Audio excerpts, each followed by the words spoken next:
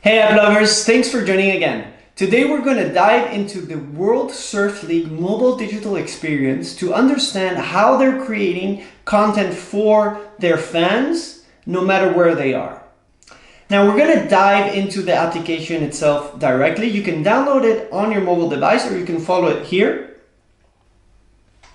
As soon as we open it, we see that the first thing that they ask is to sign up to watch all of the content for free. This is the first firewall that they created in order to capture the information of each user so they can afterwards create personalized experience for each of the users. I'm just going to go ahead and log in because I'm already part of the community. But just on a side note, I've been following this mobile app evolution for the last 5 years. At the beginning, they didn't have this sign up firewall and it was access for free. And now they're really trying to capture more information of their users that they're driving from the different media channels. So the WSL is really active on social media, on Instagram, Facebook, and TikTok. They're actually one of the first sports organizations that made this shift to TikTok. And they use these channels together with their athletes to engage with users and then drive them to their application so they can afterwards become part of the community and have access to all of the free content that they have in the app. And that's what we're going to see today. How does the app work for all of the users? So coming back to the app itself, the first thing that we can see is that it's a content-focused mobile app.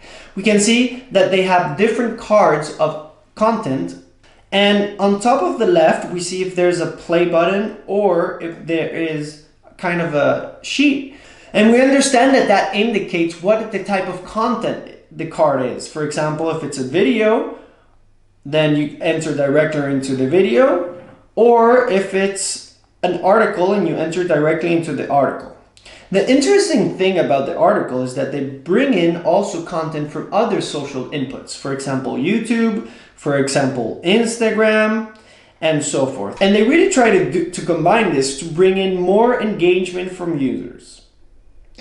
From a business perspective, we understand that the WSL depends a lot of the relationship it has with its partner. So we can see that, for example, for this first video card, the video is presented by Hydro Flask, which I'm assuming it's one of the partners of the WSL.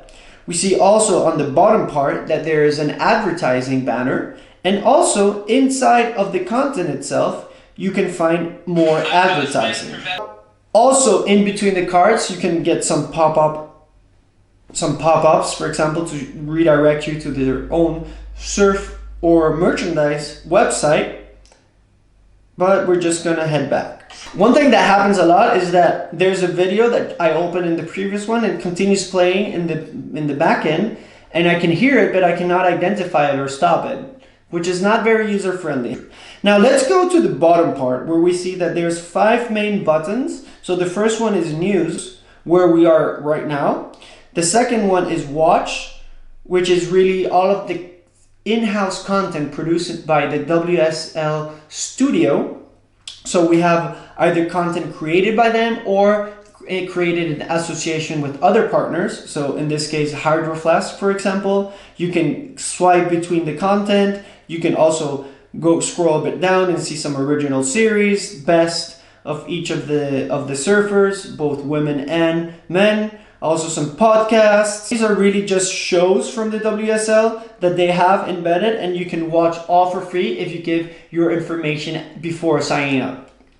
Now let's go to the third button, which is events. Here you would be able to access all the information of this specific tournament that you want to look for, and then get some more information and so forth about that specific tournament. This really helps the users stay on top of the game, especially for the final feature, which is the fantasy, but we'll get into that just now.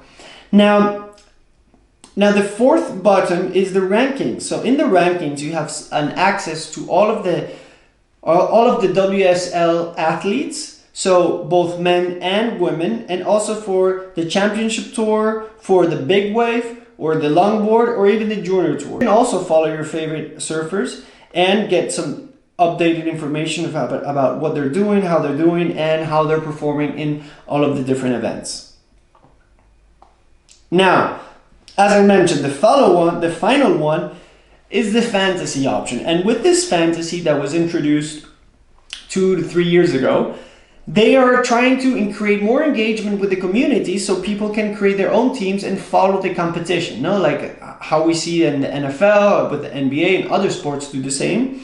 So the interesting part is that you can build your team with any surfer, meaning women or men, and they're all going to add up points to your overall leader score.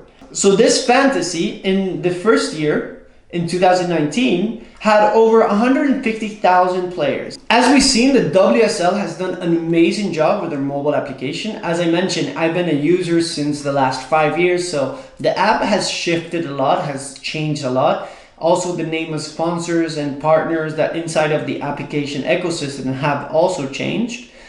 However, one of the most impressive things that the WSL has done is created their own studio to create their own content and really push that content through all the digital platforms. As I mentioned before, they are very, very active on social media to drive users to watch their sports through their own network and broadcasting services through the app. And then once they have that, then they can start to monetize their fans by introducing new ways to engage with their athletes, either by fantasy or by purchasing merchandise from your favorite surfer, or by purchasing some of the gear that they use from their brand sponsors like Quicksilver, Hurley, and so forth.